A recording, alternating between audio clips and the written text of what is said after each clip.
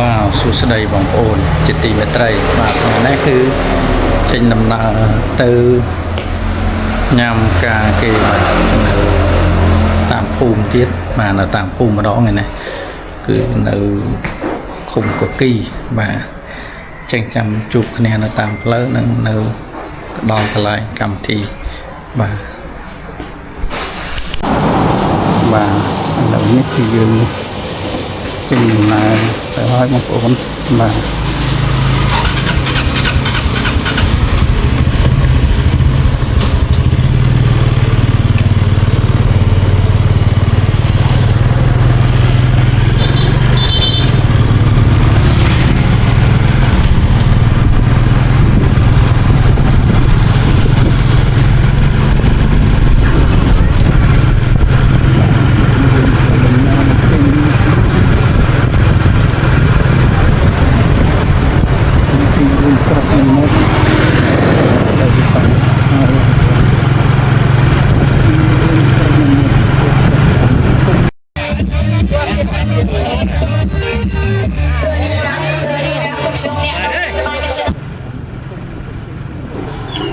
បាទគោរពជំរាបសួរបងប្អូនទាំងអស់គ្នាជាទីគោរពរាប់អានមកថ្ងៃនេះគឺ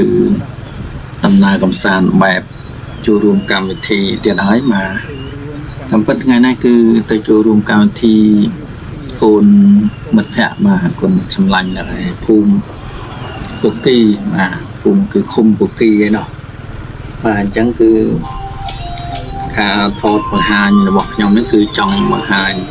អំពីទស្សនវិជ្ជានៅតាមដងផ្លូវនារដូវប្រាំងបាទជូនបងប្អូន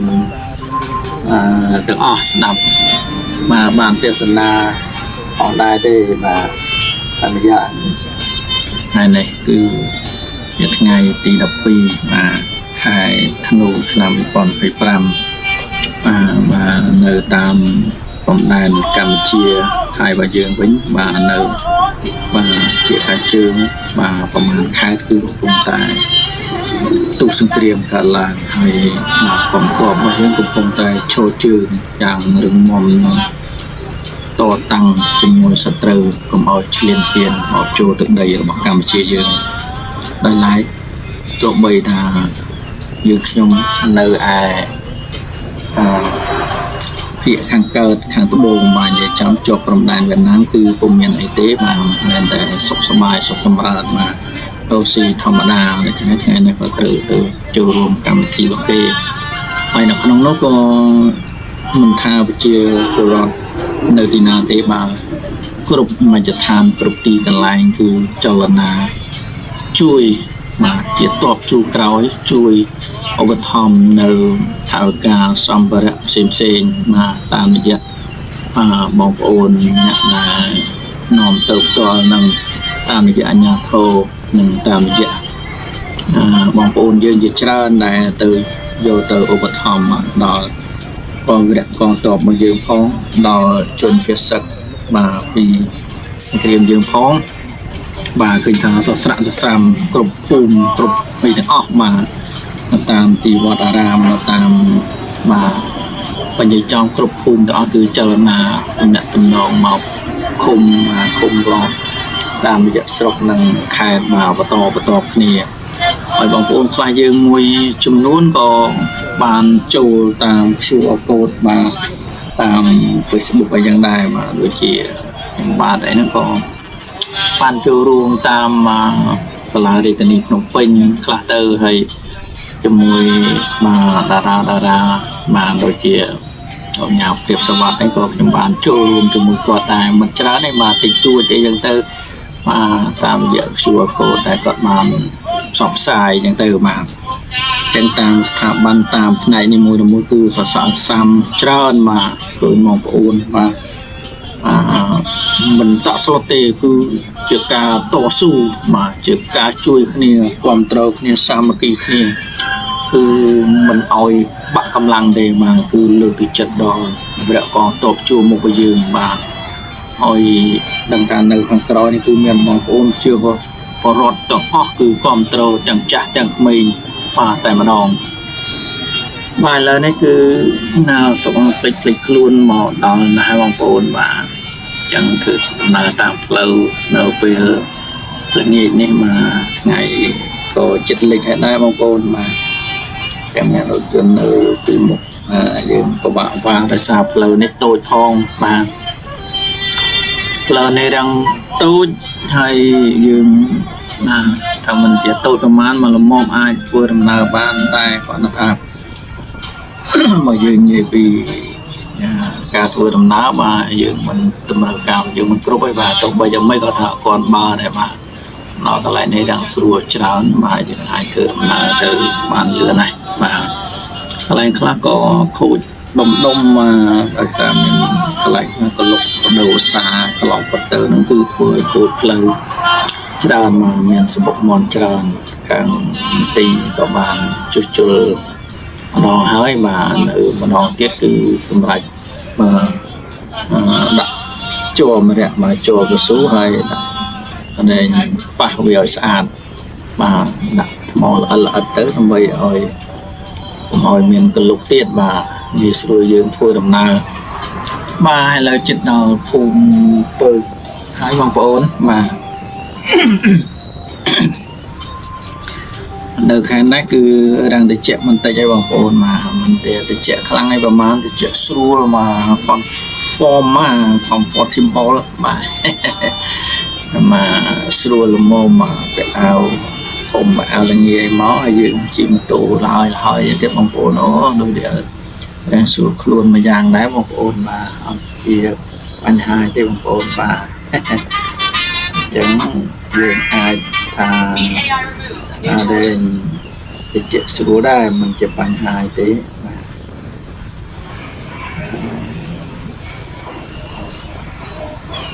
ចឹងយើងមកដល់ពើហើយបងប្អូនដល់ពើបាត់ហើយបាទតែតិចទៀតហ្នឹងគឺយើងធ្វើដំណើរដល់សង្កែលើហើយបាទយើងបាត់នៅខាងឆ្វេងដៃគឺតាមសង្កែចាស់បងប្អូនបាទចឹងមកភ្លេចខ្លួនក៏ធ្វើដំណើរមកជិតដល់ផ្លូវបាត់ចូលទៅសង្កែចាស់ហើយបងប្អូនតែវាអត់តន់ដល់ទេដោយសារបាទនៅតិចទៀតចឹងការធ្វើដំណើររបស់យើងនេះគឺ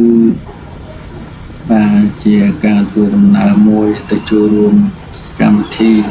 បាទបងប្អូនយើងបាទដោយសារយើងមិនអាចខានបានបាទក៏ថ្ងៃក៏បានកំណត់រួចរាល់បាទកម្មវិធីបាទពីទៅមិនតាមស្រុកភូមិមកជាបរិបទគឺមិនអាចចោលបានទេបាទហើយឡែកបងប្អូនបាទនៅឯព្រំដែនគឺឃើញថាលំបាកច្រើនមកភាសឹកចេញពីតំបន់ដែលខ្លួនធ្លាប់រស់នៅសំសានបាទជាពិសេសកាន់តែលំបាកនេះគឺវគ្គកងទ័ពរបស់យើងបាទអាចក្លាហានពុះពៀបាទតស៊ូនឹងផុតលើការពារតាមទឹកដីបូរណភាពទឹកដីរបស់កម្ពុជាយើងបាទមិនអោយពួកចោរឆ្លៀនពៀនវាបំពៀនបានឡើយបាទ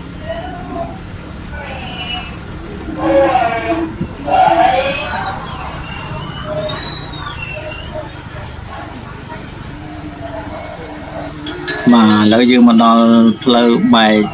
បាទខាងស្ដាំដៃហើយបាទផ្លូវបែកជា3គឺបើទៅត្រង់គឺយើងទៅខាងភូមិចុំខ្យងតែយកទៅនឹងទេគឺយើងបាត់សឡងទុកមកខាងស្ដាំខាងឆ្វេងដៃបាទទៅភូមិសង្កែចាស់បាទហើយបាត់ទៅឃុំកគីបាទទៅខាងភូមិទួលថ្មឃុំកគីនោះបាទតាមផ្លូវនេះក៏ផ្លូវកស៊ូដែរបងប្អូនបាទផ្លូវកស៊ូយើងហូរហែដែរទេបាទគាត់ថាផ្លូវនេះគឺđangមានកលុកបន្តិចបងប្អូនបាទមានកលុកដោយកន្លែងណាទេបាទប្រហែលជា3 4កន្លែងណាដាច់ខ្លាំងដែរបាទបើសិនជារថយន្តអីគឺអាចពិបាកបន្តិចដែរបាទតែនៅដែលយើងអាចជិះបានប៉ុន្តែគាត់ថាđangពិបាកបាទដោយសារមានកលុកខ្លះចឹងបាទដូចកន្លែងនេះកលុកដែរបាទកលុកមិនជ្រៅទេកន្លែងនេះបាទ ไม่ก็กันแต่ไงก็กันแต่เรียบลิตรนะมาอะไรเนี่ยก็ลุกคลั่งมงคลมาเนี่ยกิจลุกตัวนึงมาในก็เจอนะให้จุดใส่ใบจุดไปเรื่องบาจีบางคนthìมือเรามันจะบานั้นอัดสกอลเราอัดสกอลก็ลุกลักษณะแต่เรานี่คือยมจีเยอะดองให้มาก็ลุกอะไรนะโดยยืนจำนำอยู่บ้านนะบ้านจะคือไอ้มันชี้เชื่อเลื่อนประมาณในที่บางคนมาก็เลยคลักก็ลุกมาดองก็ลุกที่เราบางคนมาจ้ะรังมันเยอะมันเตี้ยวบางคนมาเนี่ยตอนนั้นเราก็ลุกนั่งอะไรนี่ลานในไอ้เกาเลยบางคนมาบางทีมสู้ลังจะบางนั่งเกาละมาเราออกก็ลุกได้ยังแต่ว่าจะนำนาเตอร์บ้านเราก็ลุกตัวที่มาจะสุดหลังนมไม้มาเมื่อไงเรียบเลยจะบางคนเมื่อปมไม้ไอ้จังเลยจะบางคนมามองจิตประมวยấy và lời thì mongประมวยคือจับดำมีเงินเงินได้บางคนมาอย่างมองจิตประมวยตั้งแต่มองปรำเชียงเดมาไปจะปรำกันละเชียงไหนนะไงเด็กเลยได้หลังดอกนมมาแล้วจะมาเคยsunset อ่ะบางคนมาเคยยังลำนะบางคนมาคือลำติ๊กบางคนมาไอ้เจ้าปรำนาทีเตียนนั่งเล็กบัดเลยมาแล้วยังมาดอลผู้ไม้บางคนผู้ดาวประดาเตียบางคนเกี่ยวกับรถเดินตามเรานี่มวยได้บางคนมาจังการเป็นมนทลอดกีจกาให้เราเกิดเดียวเกี่ยวกับรถเราหัวหายตามดองเรานั่งไงมาchẳng dừng nào ta bằng tịch tiệt tê mà nằm đó mà cả lại rụp cam thi tại mình đó có thuê tầm nào tạm đi về mở tới dựng đôi chơi du bên ta mà kịch chịu phi về liếc đôi chơi mình du mà thế tại vì còn lại dựng đẹp sân ná mở tới đôi du chân mà nè mà đó khu mình ta là bà này song cài cha thằng bên đây sẽ cài cha nó men flow mình tiết flow và dương bật từ hàng thuyền đáyคือ flow กับสู้โจแต่ภูมิสกายทำไมยังแต่งบอดtừ hàngสกายทำไมเจ๊กับบอดhàngสนามใดหมอโจ flow ใดเนี่ยวิ่งบนtừภูมิตกีมาคือมันดอกภูมิกีภูมิตูทมอสันของโอนภูมิตูทมอหรือบ้านตกีแต่กันแบบนั้นคุมกตีแต่มาดองvà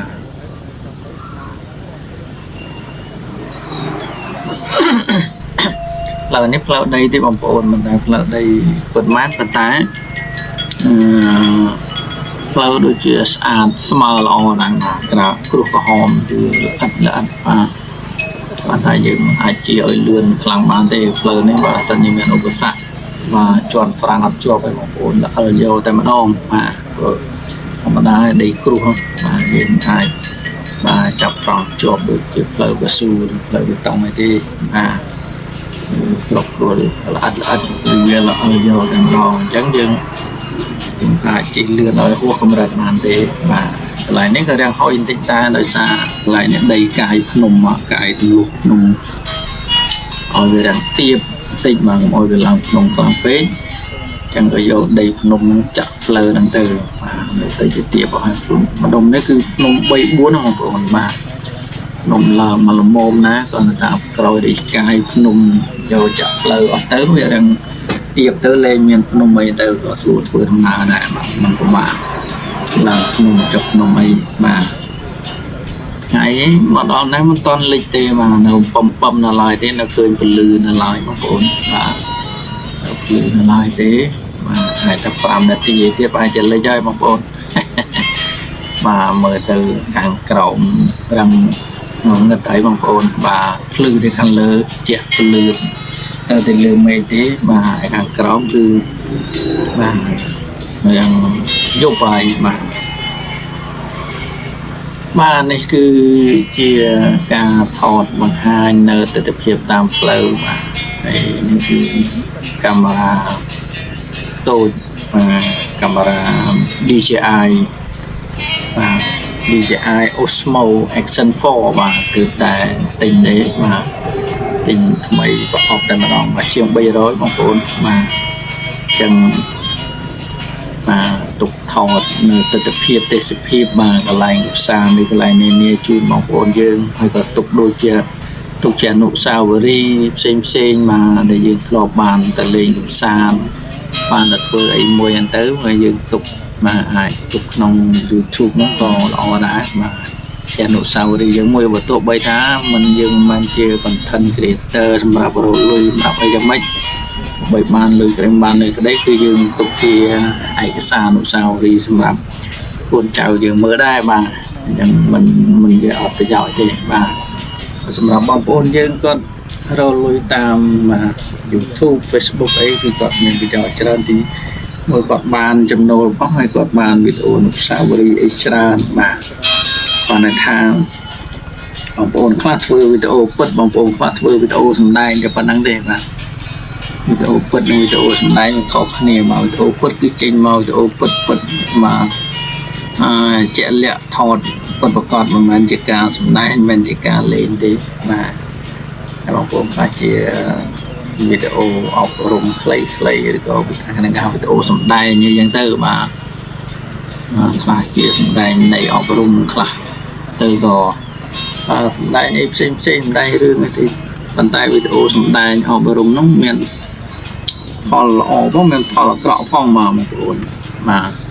អាចជាផលល្អមានផលអាក្រក់ក៏មានប៉ុន្តែភាគច្រើនគឺច្រើនតែទទួលបានផលអាក្រក់ពីព្រោះមនុស្សយើងបាទជាភាសាក្មេងៗបាទគាត់មិនសូវយកទង្វើដែលគេសម្ដែងមកល្អអប់រំនោះទេបាទច្រើនតែយកតែចំណុចអាក្រក់ដែលគេសម្ដែងនេះគាត់យកទៅអនុវត្តតាមដូចជាវីដេអូសម្ដែងកັບចាក់មានបងតូចបងធំអីយ៉ាងតាមផ្លូវបាទអញ្ចឹងវាយកអានឹងមកអនុវត្តត្រាប់តាមអានឹងទៅវិញមិនអនុវត្តឲ្យប្រព្រឹត្តឲ្យល្អខ្លាចច្បាប់ខ្លាចប៉ូលីសខ្លាចគប់ច្បាយអត់ទេវាទៅប្រព្រឹត្តឲ្យរឿងនោះទៅវិញបាទដូចជាបង្ហោះម៉ូតូអីយ៉ាងជាដើមទៅបាទអញ្ចឹងវាមានផលអញ្ចឹងដែរបាទអញ្ចឹងយកល្អ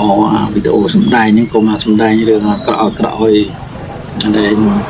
មិនឃើញមកកណ្ដាលឃើញវាត្រាប់តាមអញ្ចឹងបាទចេញសម្ដែងនេះណាល្អដើម្បីអប់រំវាទៅគឺល្អប្រសើរ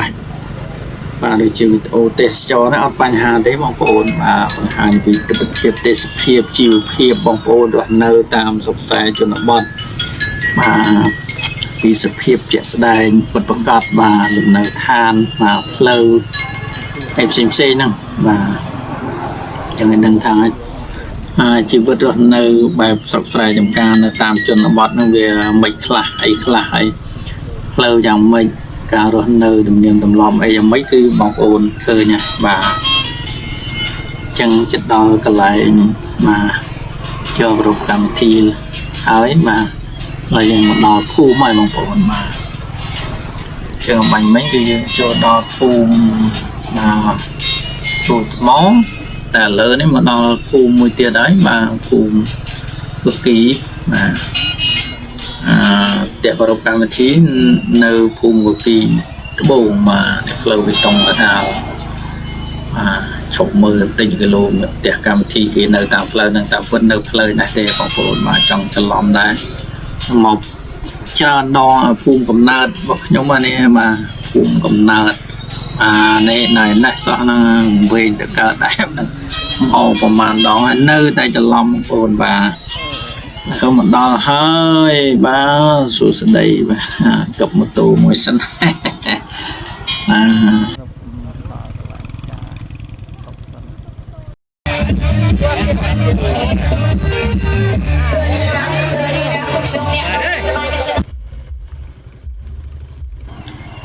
បាទក្រោយពីបានចូលរួមកម្មវិធីភាសាក្នុងកម្មវិធីអាពាហ៍ពិពាហ៍បាទរបស់កូនមិត្តសម្លាញ់រួចមកបាទក៏ចេញដំណើរមកវិញហើយបងប្អូនបាទគឺយប់ពីម៉ោង7ជាងហើយបងប្អូនបាទចឹងយប់ហើយចេញដំណើរមកវិញហើយបងប្អូនហើយបាទខ្ញុំអត់បង្ហាញកម្មវិធីពីជប់លៀងនឹងច្រើនទេបាទបង្ហាញតែคลิปបន្តិចខ្លីហើយដើម្បីថា มาចូលរួមកម្មវិធី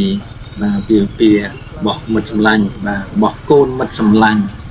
បាទលើនេះចេញមកវិញហើយបងប្អូនបាទជិះមកដល់ផ្លូវបាទដីហើយត្រឡប់ទៅវិញហើយតាមពិតវីដេអូនេះថតបាទដើម្បីជាកាមេរ៉ាសុវត្ថិភាពផងហើយម្យ៉ាងគឺចង់បង្ហាញពីទស្សនវិជ្ជាពេលយប់ផងដែរទេបាទតែយប់ដំណើរយប់នឹងវាយ៉ាងម៉េចបាទចឹងពេលយប់គឺយើងធ្វើដំណើរមិនសូវបានលឿនទេបងប្អូនបាទដោយសារផ្លូវ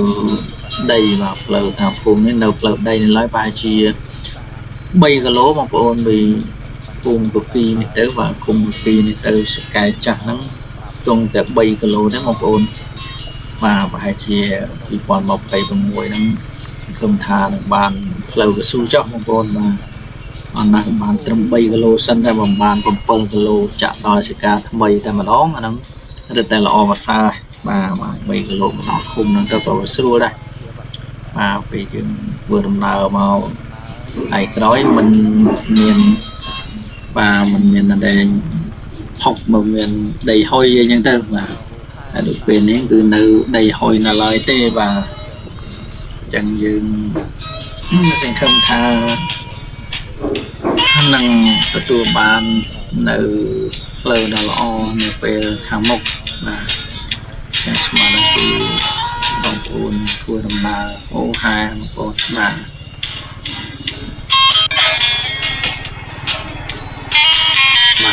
គឺថ្មបងប្អូនតូនៅធ្វើដំណើរតាមផ្លូវនោះអត់ដាច់ទេបងប្អូនតាមមកពីកម្មវិធីការដែរបាទកម្មវិធីពីគេដែរហ្នឹងបាទខ្ញុំមកកម្មវិធីពីគេដែរទេបងប្អូនខ្លះគាត់មកចូលរួមដែរបាទចឹងការបើកបរពេលយប់គឺបងប្អូនបាទបើកបរដោយប្រុងប្រយ័ត្នហើយប្រសិនបើជួបម៉ូតូ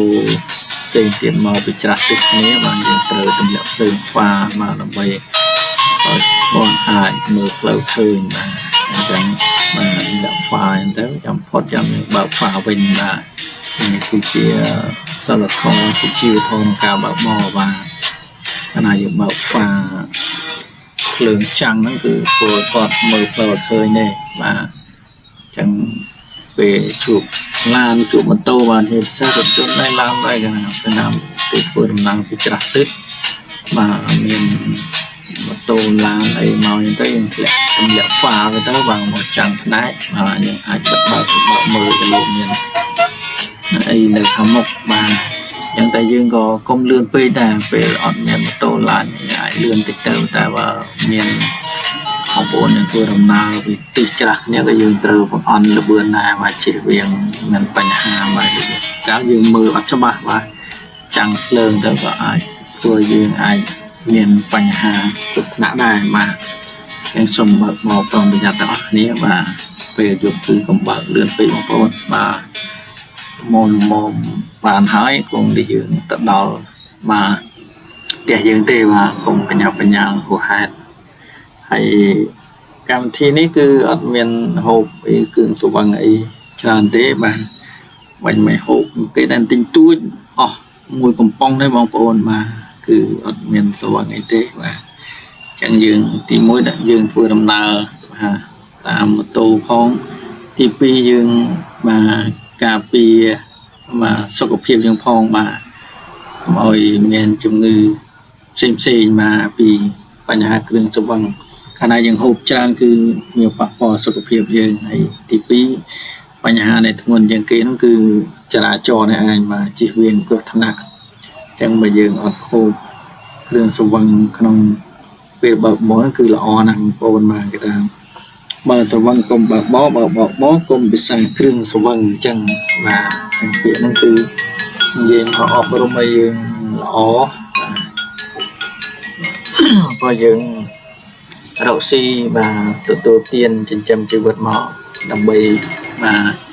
មានបានដើម្បីជីវភាពទូទាភ្លឺស្វាងប៉ុន្តែបាទបើយើងអត់បានថែទាំសុខភាពជាពិសេសគឺថែទាំសុវត្ថិភាពនេះជាចម្បងបាទមនុស្សសំខាន់ជាងគេគឺសុវត្ថិភាពនៃការធ្វើដំណើរហ្នឹងព ពេលខ្លះយើងពឹងថែទាំណាសុខភាពបាទមិនហ៊ានហូបនេះហូបនោះឲ្យប៉ះពាល់ដល់សុខភាពទេប៉ុន្តែដល់ពេលយើងធ្វើដំណើរទៅជាខ្ជិះខ្ជាយទៅវិញបាទខ្ជិះខ្ជាយតាមមិនថាខ្ជិះខ្ជាយយើងបើកមិនគោរពច្បាប់ខ្ជិះខ្ជាយយើងបាទបើកលឿនហួសកំណត់បាទហួសកម្រិតហើយគេកំណត់តាទីប្រជុំជនទៅបើកប្រមាណបាទនៅជនបទដាច់ស្រយាលបើកប្រមាណនៃប្រមាណចឹងយើងអត់គិតតែចំណុចហ្នឹងបាទយើងប្រឹងតែថែសុខភាពណាស់តែដល់ពេលយើងបើកបោអត់គោរពច្បាប់ចរាចរណ៍ហើយអាហ្នឹងវាទៅជាមើលងាយសុខភាពយើងវិញបាទមើលងាយជីវិតខ្លួនឯងអាហ្នឹងមើលងាយសុខភាពបាទឥឡូវមកដល់ភូមិសកាយបាទកន្លែងនេះពេលមកអត់ឃើញមានអីដល់មកវិញឃើញគេលេងបាទកត្រកសេះហោះបាទមានជីកូនទេសភ្លើងអីបាទនៅភូមិសកាយចាស់មកពេលមកដូចជាឃើញដែរតែគេអត់តន់លេងតែយើងអត់បានចាប់អារម្មណ៍បងប្អូនបាទមកវិញបាទឃើញគូអភ្លឺតាមផ្លូវនេះហូរហាយបាទមកដល់ភូមិមកយើងអត់មានបញ្ហាបារម្ភទេខ្លាចអីចេះចោះទេបាទចឹងបាទនៅតាមសុខសាយជនបទយើងនេះគឺការធ្វើដំណើរពេលយប់អីបើចំពោះខ្ញុំគឺមិនមានបញ្ហាទេបាទសុខសុវត្ថិភាពបាទជានិច្ចព្រោះយើងត្រូវការមួយគេហៅថាភូមិឃុំមានសុវត្ថិភាពការរស់នៅរបស់ប្រជាពលរដ្ឋប្រកបដោយសុខដុមរមនាបាទអស់ហ្នឹងហើយគេហៅថាភូមិឃុំមានសុវត្ថិភាពបាទទាំងការធ្វើដំណើរទៅណាមកណាមានសុខសុវត្ថិភាពណាសុខដុមរមនាបាទចឹងប្រជាពលរដ្ឋនិងប្រជាពលរដ្ឋរស់នៅបានសុខសាន្តបាទមានសុភមង្គលបាទទាំងផ្លូវកាយផ្លូវចិត្តអាហ្នឹងគឺជាភូមិឃុំមានសុវត្ថិភាពបាទចឹងអត់មានត្រូវអីភ័យខ្លាចអីទេបាទចឹងយើងប្រឹងប្រែងធ្វើការងារបំពេញកាតព្វកិច្ចរៀងខ្លួនទៅវាល្អប្រសើរហើយបងប្អូនបាទហើយយើងប្រឹងប្រែងទៅហើយបាទកាលណាជីវភាពយើងធូរធារបាទប្រទេសជាតិយើងក៏ធូរធារដែរបាទពុំមានជាបរដ្ឋហើយក្រលំបាកច្រើនហ្នឹងគឺយើងអាចជួយដល់ប្រទេសជាតិយើងបានកាន់តែច្រើនដែរហើយជាក់ស្ដែងអញ្ចឹងដូចជាប្រទេសជាតិយើងមានបញ្ហាសង្គ្រាមមកជាមួយបរទេសប្រទេសជិតខាងតែងតែយាយីមកលើបំពេញមកលើអធិបតេយ្យរបស់កម្ពុជាយើងអញ្ចឹងជាបរដ្ឋគាត់សស្រាក់សស្រាំគ្នាបាទជួយជាថវិកាជួយជាសម្ភារៈជាស្បៀងអីផ្សេងបាទដល់រយៈកងទ័ពយើងហើយនឹងដល់បងប្អូនភាគសិទ្ធផងដែរបាទទោះបីថាគាត់មានការលំបាកខ្លះអីយ៉ាងម៉េចក៏ដោយគឺប្រជាពលរដ្ឋយើងគ្រប់ទិសទីបាទចូលរួមទៅសហស្រាំឃើញថាសាមគ្គីជាកម្លាំងបាទចឹងថាសាមគ្គីគ្នាជាកម្លាំងតែបែកបាក់សាមគ្គីគឺអត់បានទេបាទយ៉ាងត្រូវរួបរวมគ្នាបាទដើម្បីអភិវឌ្ឍប្រទេសជាតិដើម្បីការពារប្រទេសជាតិរបស់យើងបាទអធិបតេយ្យនិងបូរណភាពទឹកដីរបស់កម្ពុជាយើងមិនឲ្យចោលឆ្លៀតពៀនមកបំពេញបានទេបាទចឹងត្រូវរឹងពឹងឡើងមកកូនខ្មែរទាំងអស់បាទចាប់ពីពេលនេះតទៅបាទប្រឹងប្រែងរៀនសូត្រប្រឹងប្រែងបាទរៀនសូត្រឲ្យបានខ្ពង់ខ្ពស់បាទជាពិសេសគឺរៀននៅបច្ចេកទេសផ្សេងបាទទាំងបច្ចេកទេសជំនាញទាំងបច្ចេកទេសវិទ្យាសាស្ត្រដែលសំខាន់ជាច្រើនទាំងវិស័យអប់រំផ្សេងត្រូវពង្រឹងបណ្ដុះបណ្ដាលនៅចំណេះដឹងឲ្យកូនខ្មែរគ្រប់រូបបាទកូនជាពលរដ្ឋខ្មែរយើងឲ្យមានចំណេះដឹងខ្ពង់ខ្ពស់បាទឲ្យខ្លាយទៅជាប្រទេសខ្លាំងប្រទេសអភិវឌ្ឍទើបយើងមានសុខសាន្តត្រានបាទព្រោះដែរបងប្អូនដឹងហើយថាជាពលរដ្ឋខ្មែរយើងប្រទេសកម្ពុជាយើងគឺមិនបំពេញប្រទេសណាឡើយបាទគឺចង់បានតែសុខសន្តិភាពបាទពីព្រោះកម្ពុជាយើងទទួលរងទុក្ខដោយសារសង្គ្រាមច្រើនឆ្នាំហើយបងប្អូនបាទលែងចង់ជួបលែងចង់ឃើញសង្គ្រាមបាទតែដោយសារតែបញ្ហាចំនួន ព្រំដែនដែលមានការឆ្លៀតពៀនពីបាទជនជាតិសៀមម្ដងហើយម្ដងទៀតបាទចឹងកងទ័ពរបស់កម្ពុជាក៏ដូចជាថ្នាក់នាំកម្ពុជាដាច់ខាតគឺត្រូវតែការពារបាទនៅបូរណភាពទឹកដីនេះមិនឲ្យបាត់បង់នៅឡើយបាទ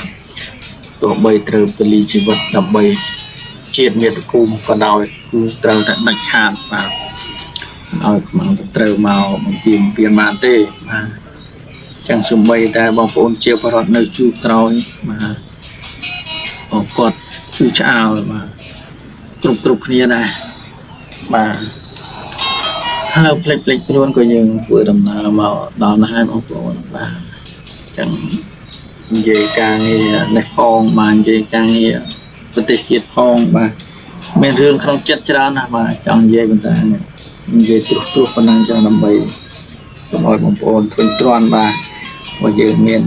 ទូរស័ព្ទដៃគ្រប់គ្នាបងប្អូនអាចស្ដាប់ព័ត៌មានអាចមើលព័ត៌មានមកវិភាគព័ត៌មានឲ្យបានត្រឹមត្រូវហើយត្រូវជឿជាក់លើរដ្ឋាភិបាលកម្ពុជា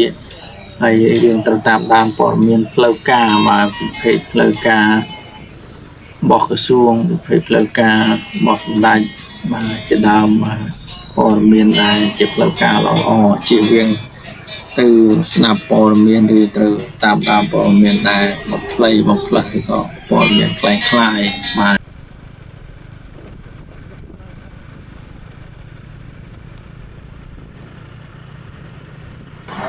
បាទយើងត្រូវស្ដាប់នៅព័ត៌មានដែលផ្លូវការព័ត៌មានដែលល្អច្បាស់ការហើយជាព័ត៌មានពិតប្រាកដមិនមែនជាព័ត៌មានคล้ายទេបងប្អូនបាទយ៉ាងជាព័ត៌មានមួយដែលយើងអាចស្ដាប់ទៅត្រឹមត្រូវជាពិសេសគឺជាលើជឿជាក់លើរដ្ឋាភិបាលកម្ពុជារបស់យើងបាទដែលដឹកនាំដោយសម្ដេចមហាបវរធិបតីហ៊ុនម៉ាណែតនិងសម្ដេចតេជោជាប្រធានប្រសិទ្ធិបាទដែលលោកតែងតែនៅជាមួយនឹងបងប្អូនយើងជានិច្ចបាទដឹកនាំប្រទេសជាតិជាអន្តរជាតិមកសុខសន្តិភាពនិងរីកចម្រើនតទៅមុខទៀតបាទហើយលើផ្លេចខ្លួនយើងមកដល់ជិតដល់ផ្ទះវិញហើយបងប្អូនបាទដល់ភូមិត្បូងវត្តវិញហើយបងប្អូនបាទអញ្ចឹងវីដេអូខ្ញុំនឹងគឺមានតែប៉ុណ្្នឹងទេបាទពុំមានអីច្រើនវែងឆ្ងាយទេគ្រាន់តែបង្ហាញជូនបងប្អូនប៉ុណ្ណឹងហើយទុកជាកម្រអនុស្សាវរីយ៍ផងហើយវីដេអូនេះជាវីដេអូបាទដែលខ្ញុំថតតាមកាមេរ៉ាតូចOsmo Action 4កាមេរ៉ាផងដើម្បីសាកល្បងថាតើថតពេលថ្ងៃនិងថតពេលយប់វាបែបម៉េចបាទដំណើរការវាល្អដែរទេមកប្លង់ថតយ៉ាងម៉េចហើយយ៉ាងម៉េចនេះគឺជាបទពិសោធន៍មួយផងដែរបាទអញ្ចឹងក៏សូមអរគុណបាទបងប្អូនទាំងអស់គ្នាដែលបានតាមដានទស្សនាវីដេអូនេះតាំងពីដើមរហូតដល់ចប់បាទគ្រប់ជូនពរសុខភាពល្អយូរយូរបាទសូមអរគុណ